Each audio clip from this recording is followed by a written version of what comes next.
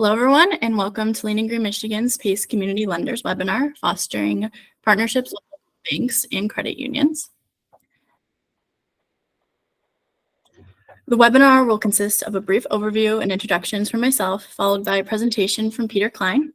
The presentation will entail how programs in Minnesota and Wisconsin have successfully engaged community lenders to add PACE as a line of business, a trend we hope to see in Michigan soon.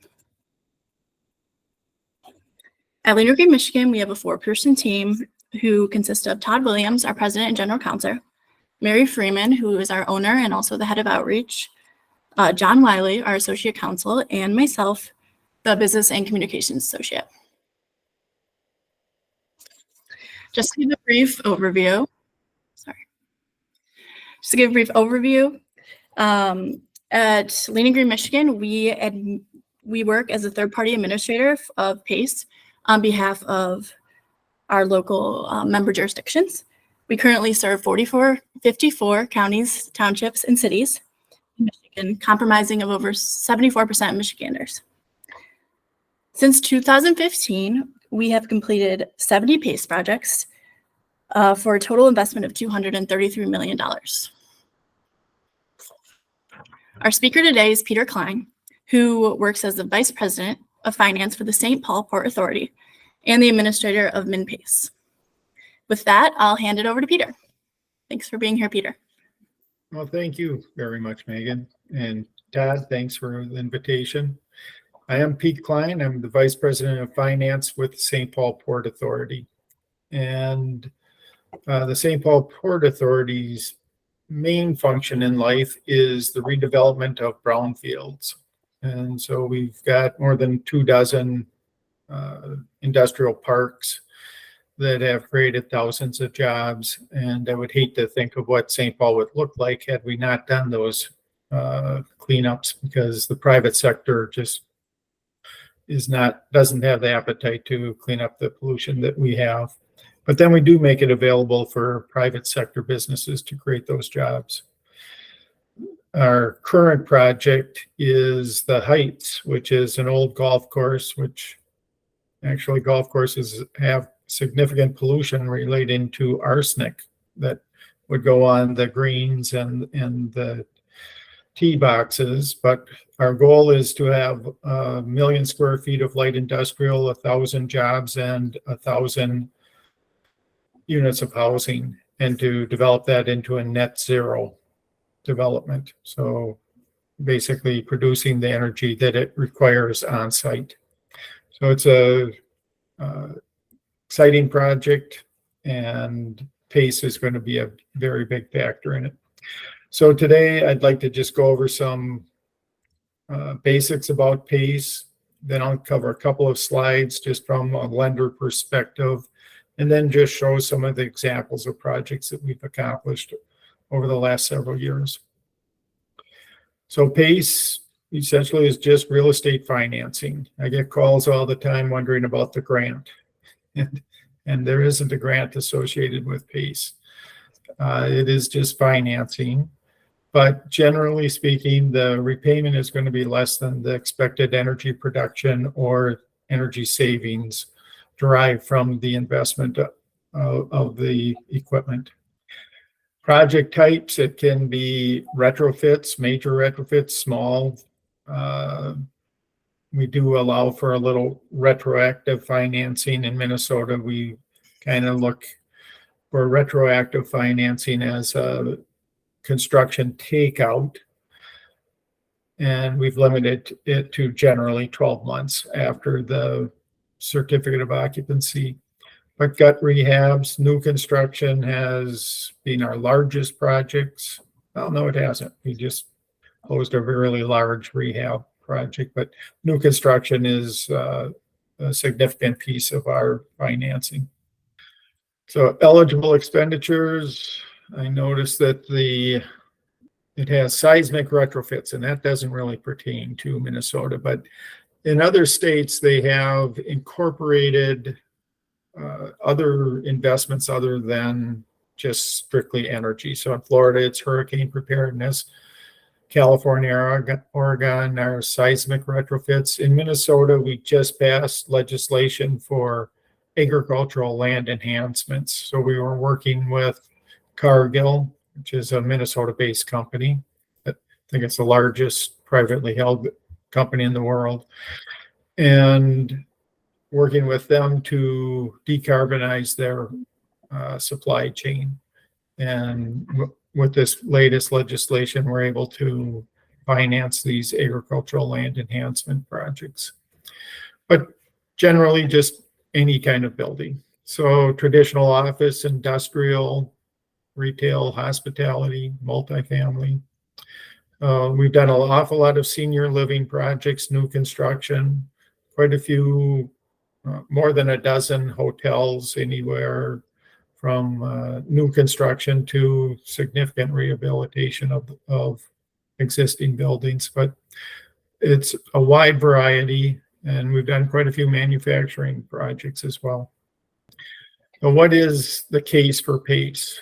And generally what we're seeing is that lenders are reducing the loan to value that they're able to supply to a project.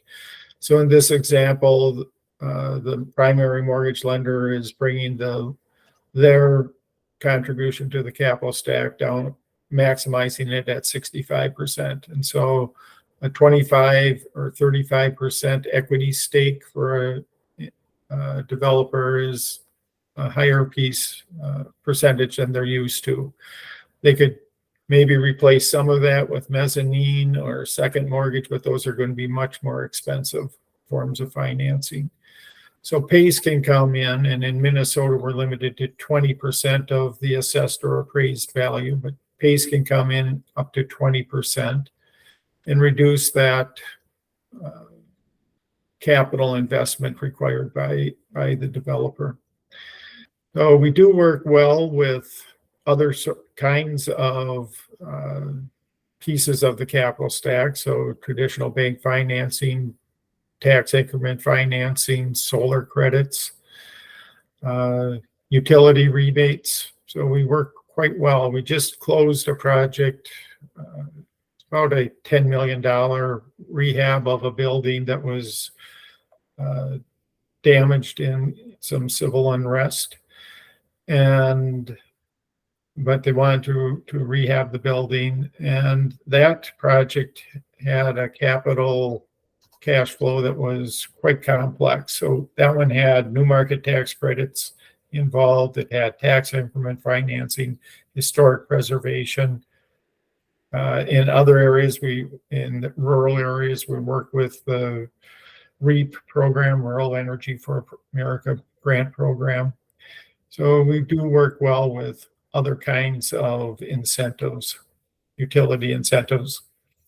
In Minnesota, I call Minnesota the state of 20. So we can do a maximum of 20-year term, 20% of the assessed or appraised value, and we need to show that the investment has less than a 20-year payback. Michigan is basically similar, just different numbers, but similar restrictions. If we read the Minnesota statute, that covers about 95% of the statute. I think I'll cover this in the main point is that we will cover 100% of the costs of these projects. Next page. So for building owner motivation for renewable energy projects, it's really a cash flow positive. These solar projects with the investment tax credit, it is an absolute positive cash flow. The other incentive is it's a no-cost marketing investment. And so this individual on the page has a Airbnb project. You can see those solar panels as you drive into the property. They really view it as a no-cost marketing investment. They want to show how green they are. And in fact, the name of this is Airbnb is Green Gate. For efficiency projects, it really is relating to tenant comfort. And also tenant and government agencies as tenants are requiring more information and are being more restrictive about the energy consumption of the buildings that they are going to be tenants in. And then in Minnesota and I'm sure in Michigan, cities have implemented reporting requirements so that every building in Minneapolis, for example, over 25,000 needs to report its energy consumption. That's going to be a growing trend, and I'm sure Michigan has cities that have that as well. Next. So potential hurdles, we'll talk about we are limited to that 20% of the assessed or appraised value, but we do require any mortgage holder to sign off on a lender acknowledgement, basically allowing for the PACE assessment to take hold. Next page. So in Minnesota, we've done over 300 projects that are under $300,000. So that is, there aren't many states that have been able to accomplish these smaller projects. And the breakdown between those is about 2/3 of them are solar and 1/3 of those are energy efficiency projects. It's positive cash flow, no marketing, no cost marketing. And essentially with these solar projects, the reason why PACE is so good is in Minnesota, the first payment's May 15th of the following year. And so that allows you to file your taxes, get the investment tax credit, which is a minimum of 30%, plus you can depreciate the entire system. Essentially, you're getting half of the cost of the system back before you need to make your first payment. Next. In Minnesota overall, we've done, our PACE program has accomplished over 400 projects. I think that's probably #1 in the country. $300 million, which puts us 4th, I think, in the country. And we're saving over 1 trillion BTUs annually, cumulatively.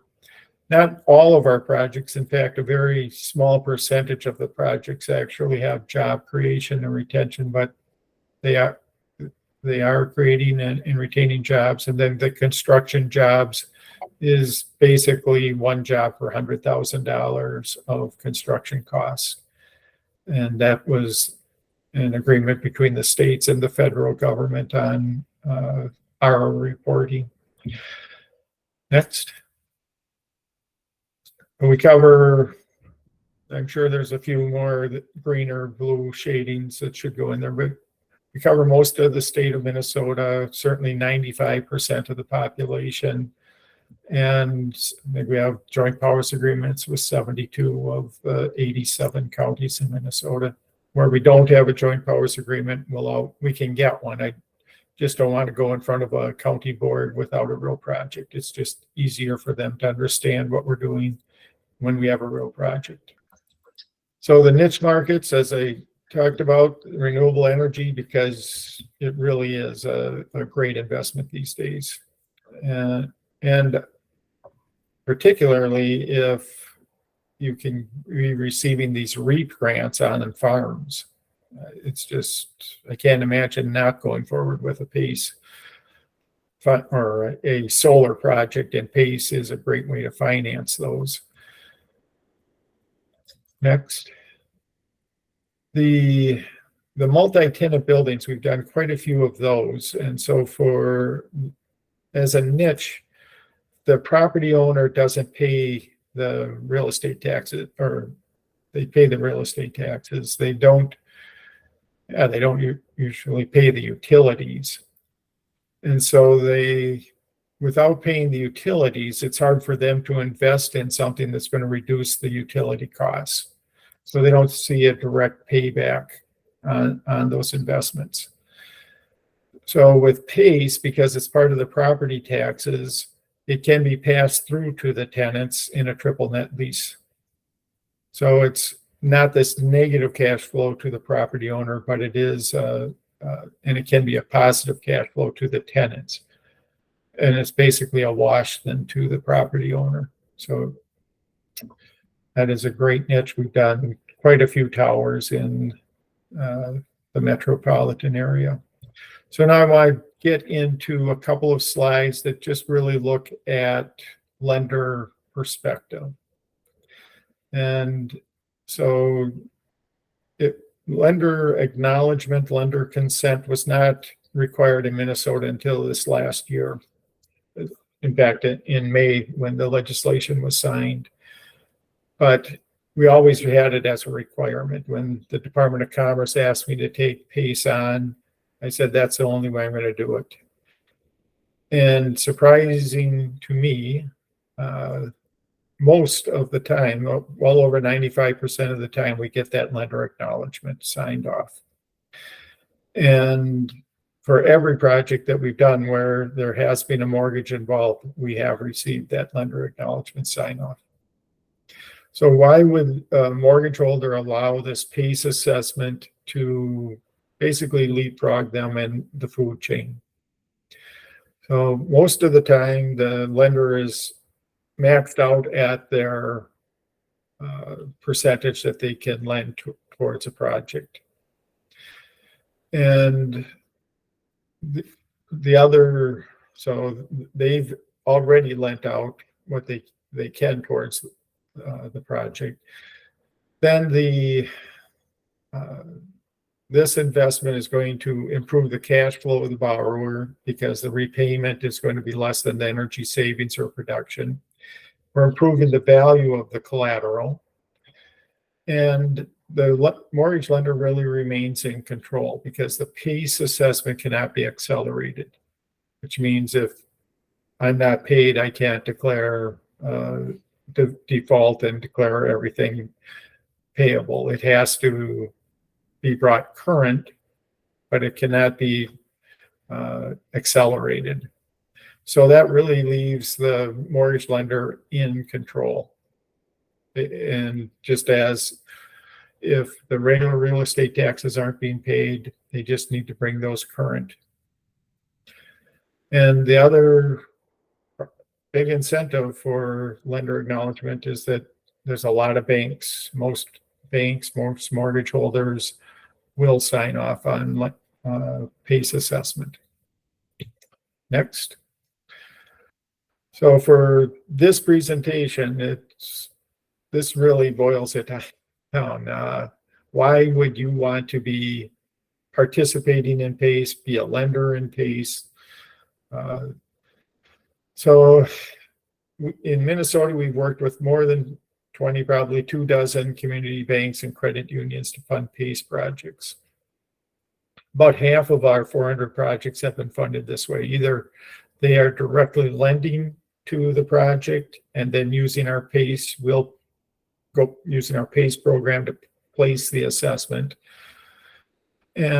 or they're purchasing projects that we had funded in the past. And so what we'll do is I have a revolving loan fund that I'll accumulate 6-8 projects for a couple $1 million, sell them off to a community bank, credit union. That frees up my funds to finance the next series of projects.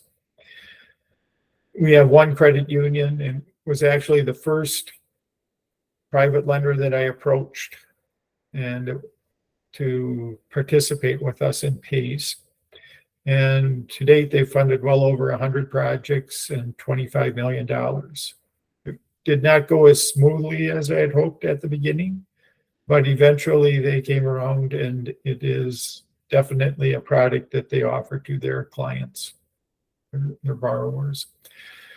So the reasons that you would want to be a financer, either directly or purchasing PACE financings, other PACE financings, it's extremely secure loan, and there virtually being no losses nationally. Somebody has told me there was one loss, and I don't know what that would have been, but it's a very secure position. It is ahead of the mortgage. It's limited in Minnesota to 20%. I think in Michigan might be 30%, but still, if you had a loan that you could make for 30% of the assessed value of that project and be in first position, why wouldn't you want to do every one of those that you could possibly do? And that's what we're seeing in Minnesota, that the community banks and credit unions really do want to do every one of these projects that they could possibly be involved with. You get to determine the terms of the loan, interest rate and length. What we see in Minnesota is community banks and credit unions are able to fix their rate up to 15 years, even though our statute would allow a 20-year term. The regulations with the community banks and credit unions are restricting them to 15-year terms, still doing an awful lot of projects. And another incentive is that if payments aren't being made, you've got the best collector that you can find, which is the county, that is assessing penalties and forcing the payment of this. You don't really get involved, at least in Minnesota. The lenders don't get to get involved in that collection process, but you know exactly what the counties are doing to collect, and you don't have to pay anything for that collection process. So it's a little hard for lenders to sit on their hands and not be able to do something when the loan isn't being paid on a current basis, but they, you know that you have the best collector as possible. So last piece of this is just going through some slides. I think that they may be heavily weighted towards St. Paul because I don't have a budget to go around and photograph a lot of projects. But these first projects are mostly women and minority-led organizations. And the other thing that's probably going to pop out is that a lot of these slides are going to be of solar, and solar is just a lot more photogenic than HVAC units. So that's the other reason. But HVAC unit projects definitely are a great investment. So this one was the YWCA in St. Paul. It was rooftop HVAC units and $245,000. Super energy efficient savings and positive cash flow to that nonprofit organization. I guess one point I'd like to make is this organization doesn't pay real estate taxes, but they do pay special assessments. And so we have done dozens of PACE projects on nonprofits that do not pay special assessments. Next one. So this is a minority-owned funeral chapel, and they actually have two sites, one in Maplewood, Minnesota, one in St. Paul. This is the St. Paul project. A typical example of a no-cost marketing investment. They want the clientele to see that they are a green business. Next. St. Croix Cleaners, a woman-led organization. They basically laundry for the restaurant industry and some of the hotels. This was a $400,000 rehab of a vacant office building that they turned into this production facility.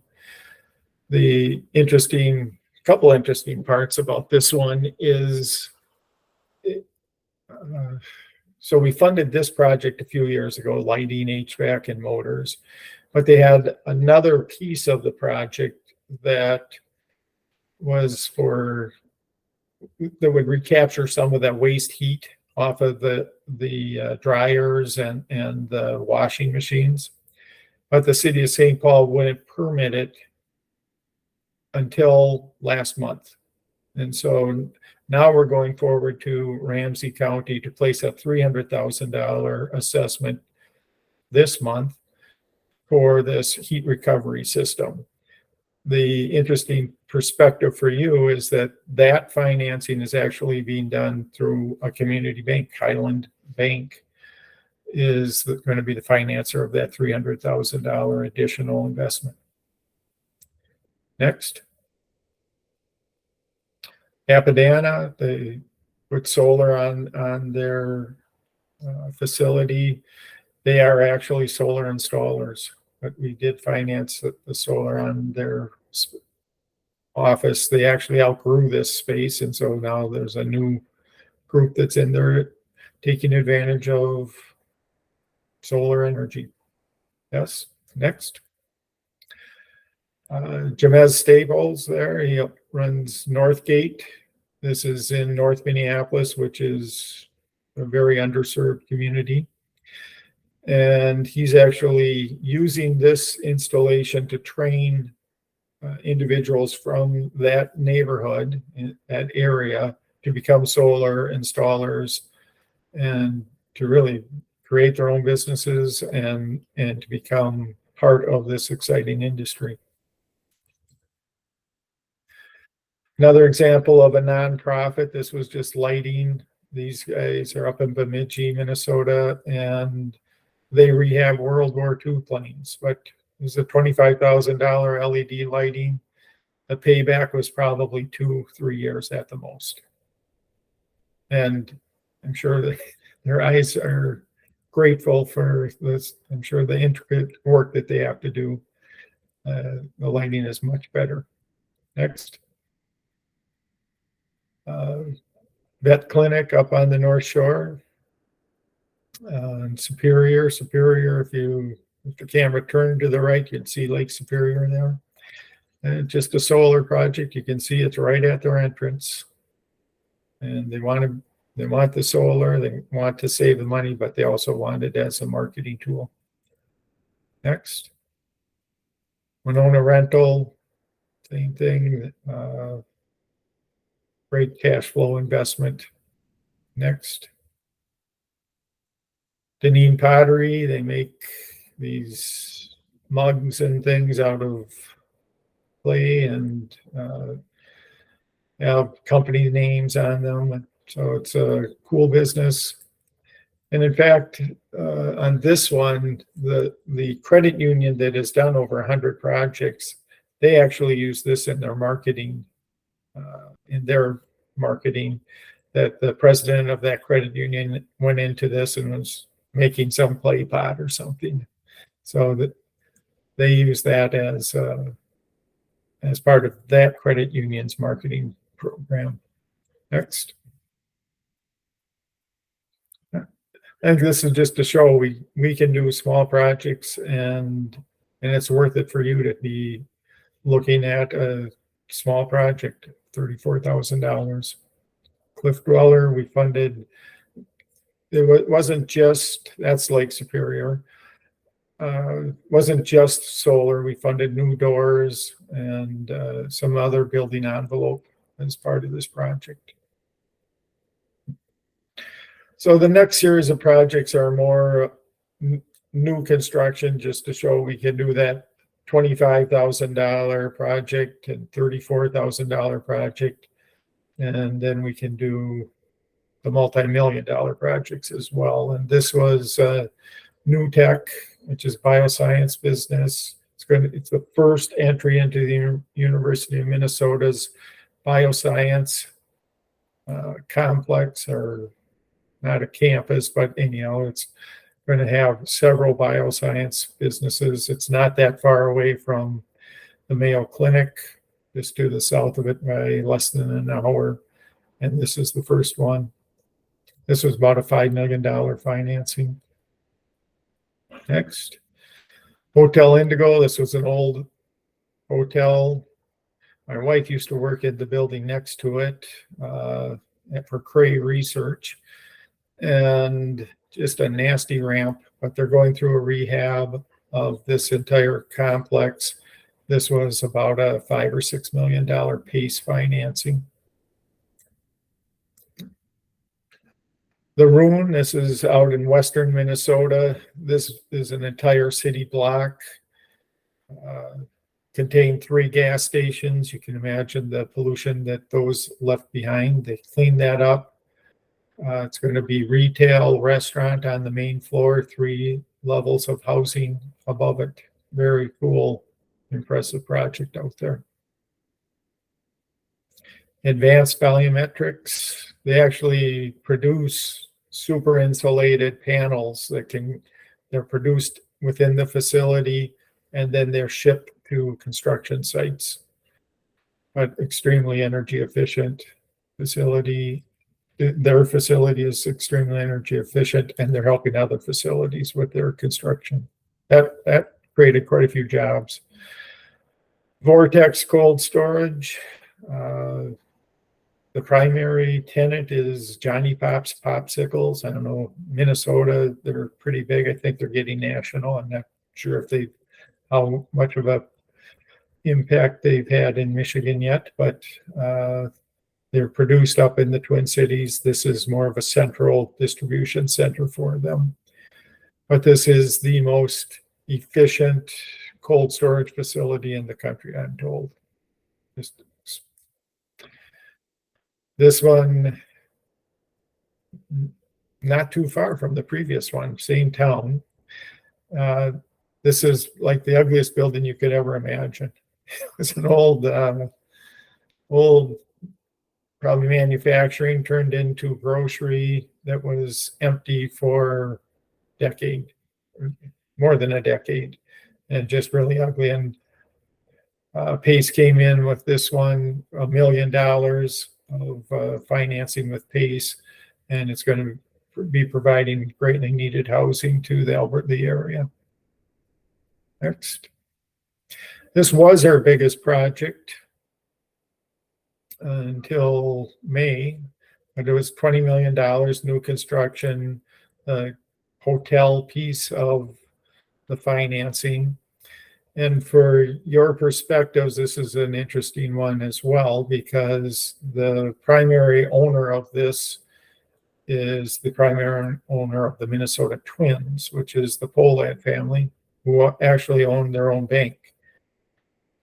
They decided Pace was a good solution for $20 million of this project.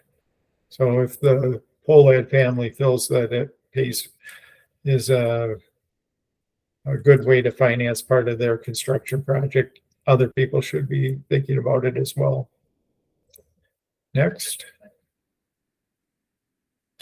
Assisted living, we've done just dozens, about more than 3 dozen new construction, senior living. I just can't imagine how many of these are going up. And we certainly haven't financed all of them, but there are a lot of them. This one is more of a transitional. I guess most of our projects are just senior living, but this one actually has a transitional aspect that as you need additional care, you can move into units that will provide that. But this was a $5.5 million project. Pace financing. So that was a lot. I don't know. I hope I covered a lot of the points, and I'm sure that there are questions. And Todd, you can let me know how I did. Thank you, Peter. Peter, I think you did a wonderful job, and really appreciate always seeing kind of the differences in pace in different jurisdictions. Like you said, Michigan does have slightly different requirements. Typically, we can get up to about 25% of the property in value to the 20. Term limits can vary a little bit as well. So we're always excited to learn about PACE in other states, and I think it's great to see such a successful program, particularly on the smaller projects. The participation is wonderful from the banks. I don't want to hog up time. I really do want to leave it open for conversations. If you guys want to put them in the text, we can read them out, or feel free to come off mute and pepper Peter with questions while he's available. Peter, I actually have a question. You presented obviously a wide variety of projects, from smaller projects to larger projects. Is there any instance when a community lender would lend to a large project, say like a $5 million project? Or are those reserved for kind of national PACE lenders? They tend to be national PACE lenders. And the reason being is that the community lenders and credit unions, community banks and credit unions, are limited to that 15-year term. The developers are really cash flow focused. And although the interest rate's going to be higher on that 20-year term, that is what we see most of them going towards. Not all. I mean, we certainly have had developers that did not like, that extra percentage and a half interest rate. They wanted to keep it in that 15-year lower interest rate. So we have had several of them that were able to be funded. And what we find is, it's not that $20 million, but it's that $2 to $5 million range that the community banks and the credit unions can come in at. Great. Okay, we have a question from Dave Loomis. He asks, does the MIN program allow an interest-only period before going full AM? We do. In fact, most new construction or most major rehabs, the first payment isn't May 15th of the next year, it's May 15th of the following year. And in fact, we have had a couple, because of the timing of it, that it actually gets kicked into the following year after that. So really dependent upon the construction period, but definitely, I'd say very few new construction projects or major rehabs have that payment starting that next year. So what we do is have the accrued interest accumulated through December 31st of the year prior to the assessment starting. We add that accrued interest onto the assessment, tell the county that this is the assessment that they need to start amortizing in year 2025. Great. I have a question, if I may. Peter, hi, this is Philippe Hartley of Klein. Congratulations, by the way, on that amazing small project record. I want to echo what Todd, said to you about that. We work obviously nationally, and it's very impressive. How do you streamline the process? What kind of things does the program do to prevent the accumulation of costs that makes most CPACE small projects undoable or not cash flowable in other programs? Okay. Well, we'd like to think that we're pretty streamlined and that we have an online application. It's really name, rank, serial number, and shouldn't take more than 10 minutes to fill it out. You attach a few years of financials and project description, which is usually the proposal from a contractor. And then we need to get an energy analysis, which oftentimes is provided by the utility. So in Minnesota, the utilities are required to reduce the energy consumption of their customers by 1.5% annually. To do that, they provide rebates. And so we can use their rebate analysis in the energy analysis to show that it has less than a 20-year payback. But it really is a fairly simple process. But when the community banks and the credit unions are financing it, they're going through the same process as they would any other loan. They're going through the credit process and getting the approvals, internal approvals to finance those. For, I guess, from Peter, if I can jump in, I was going to say, Philippe, here in Michigan with the PACE Express program, we did try to streamline some of our process, but as we seek to get more of our community lenders to partner with us, we're always looking for ways to be able to make the process easier for them, whether it's trying to drive a little bit of uniformity in the documents, to drive uniformity in their internal process. But Amazingly, no two lenders and no two jurisdictions seem to ever have exactly the same underwriting criteria. So we're working on it, and always trying to copy people like Peter's programs and get better. So The one other point that I'd like to make on it is it's fun to work with these smaller businesses. It's fun to see what the heck they're doing, the Feather Nest Inn and up in Grand Marais and the Canoe One Inn.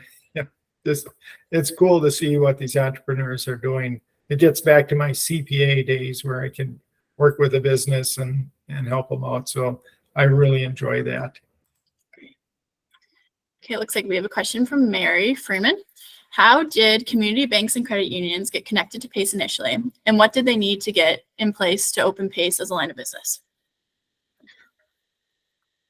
Well, I think I mentioned that it was a lot more difficult than I dreamed it was going to be to get the buy-in. It literally was, this is too good to be true, so it can't be true. Yeah.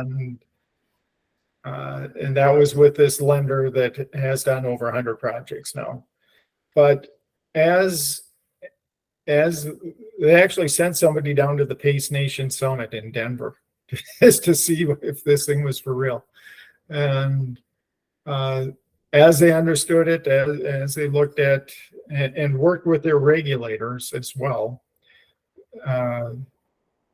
they understood it was a really great package. So they assigned $20 million. They capped that at $20 million.